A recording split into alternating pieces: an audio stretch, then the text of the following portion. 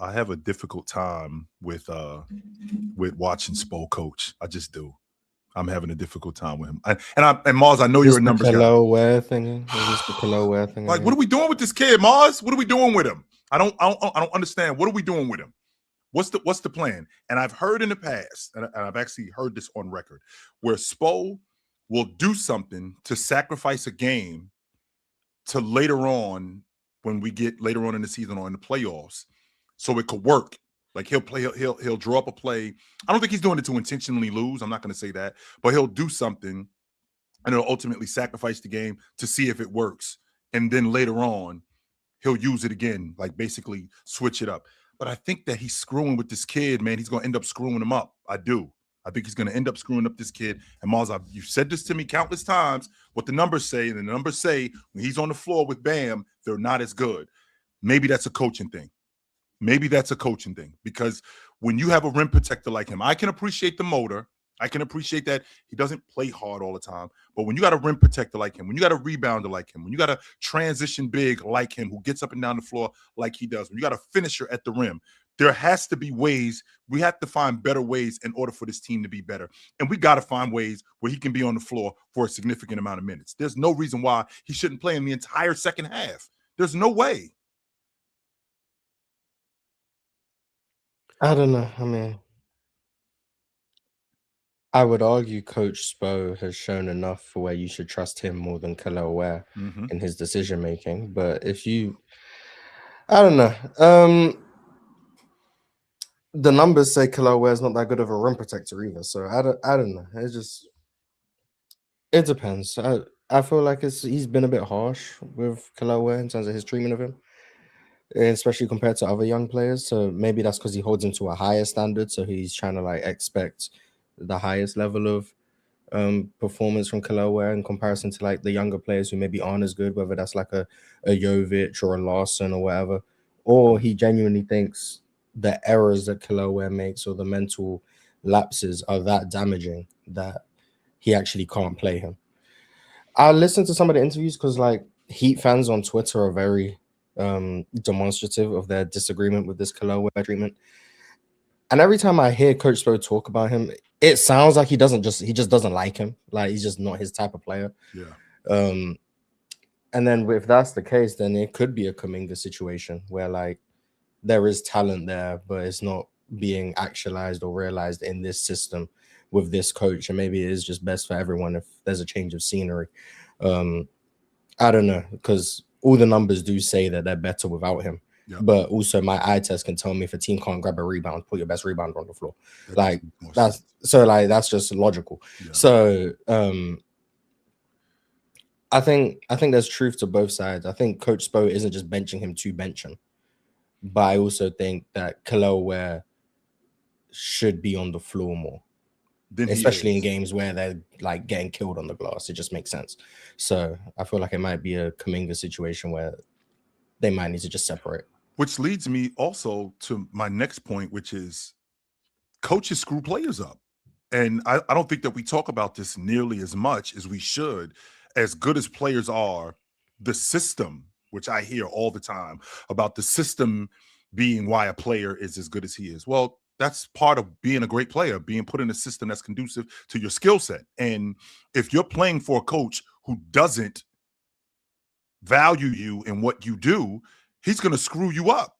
And I feel like in this particular situation, what's going on with Kel'el Ware, I think that there's a lot of players who've had issues like this where my game isn't conducive to this coach, and now it looks like I can't play. When in reality, I'm a damn good player if I could get in the system that's conducive to my skill set. I think Kel'el Ware is I think he's a damn good player. A damn good player. I'm imagining I'm imagining Kel'el Ware in Toronto with that group. Like, what does he look like? The rim protector, the rebounder, the floor spacer, the transition player. What does he look like on that Toronto group? Because I think he's exactly what they need. I can appreciate the motor logic, but I think he's exactly what they need. Chill. And Kel'el's better than what we've seen. Because Spo don't let him off the leash. He don't let him just go. Yeah. Like Kel'el, what he's shown us, the 20-12 nights, the 17-14 nights, stretching the floor. 20. Yeah, he really is scratching the surface, and obviously it's because he's young too, but really just because like he's on a leash in Miami, Yeah, and so it's like imagine him, which I would assume he has the conditioning to play 30 plus minutes a night. Imagine him doing that and what that looks like and how impactful he is, and how much he can grow, how much he yep, learns how to play his game, how much he learns how to impact the game more, how much he learns how to do the things that he's already good at doing at the sure. NBA level. Like it's one of those things where, like, similar to the Jonathan Kaminga situation, I would hate to see a young player just rot away because he's not given the opportunity to flourish as much as he can. And I mean, Chill, you right. Like put him on a bunch of different teams. He looks completely different. They use him completely different. Yeah, he might have his flaws, but last time I checked, I'm pretty sure every player in the NBA, including your favorite player or the best player, has their Yeah, flaws. they're not flawless. We And we don't want him to be somewhere else. This is a great place for him to be. I agree. Kel'el Ware is in a great place. He's a young fella that Erik Spoelstra is trying to make better. We don't need to duck is he though, Ox? accountability. Yes, he? we don't need to duck accountability. We don't need to duck getting better. We don't need to duck development. Why can't we just accept what Erik Spoelstra is saying as he needs to go back to where he was 6 to 8 weeks ago and start stacking better days? We don't you know what I mean? Stack better Not days. mad at Get that. back on track. You know what I'm saying? Why can't we accept that Erik Spoelstra knows what he's doing? 100% he does know what he no 100%. To Mars's point, I'm going to trust the coach who has a track record, probably more than I'm going to trust a young player. However, coaches can be wrong too. And to your point, Ox, if I'm saying we got to go back to stacking better days, well, why were we doing that? Why were there better days 6 to 8 weeks ago? Probably because I was playing more. Probably because I was more involved in what was going on. Like, why am I not involved in what's going on right now? There has to be some sort of inconsistency here and why I'm not playing as much as I used to. And the reason why I'm not playing and the reason why I'm not able to stack those days up, like Spo said, is because of that right there, because there's some inconsistencies with us. I was playing more, which means I was livelier. And don't get me wrong, Ox, I'm not ducking accountability. I 100% need to be better at certain things. That's why I'm a young player, and that's why it's important for me to accept coaching. Right? Accept that. But what's not going to happen, what I don't think should happen, is you consistently being inconsistent with me. If I'm not this day, then I'm out. I know that there's a standard that you're holding me to, but if you're going to hold me to that standard, consistently hold me to that standard, if that's fair. Yeah, I think it goes both ways though, Chill. I think it's fair to say that, you know, he's not playing because of inconsistencies. Not inconsistencies because he's not playing. You know what I mean? I think it's fair. I think it's I'm gonna give Erik Spoelstra the benefit of the doubt every time. And I feel like there might be things in film sessions, might be things in shoot arounds, might be things in practices, might be things in one-on-one discussions. There's clear motor issues. There might be effort issues on certain things. Maybe he's not hitting certain benchmarks that he needs to hit, or you know, it can't only be what we're seeing on the basketball court. Mm-hmm. You know, there's you know that game is just 2.5, 3 hours of development or of what it takes to be a part of this Sure. basketball team. You know what I mean? That. You know what I mean? So that's the only reason. And I think Kel'el Ware is an amazing basketball player. I like Kel'el Ware, but we all know that there's sometimes motor issues, sometimes IQ lapse from time to time, which I think an IQ lapse for a young player from time to time is okay. Yep. You know what I mean? But motor issues to be that type of athlete, to be as athletic he is, you know, he's kind of wiry, he's quicker, he's a lot quicker than he looks.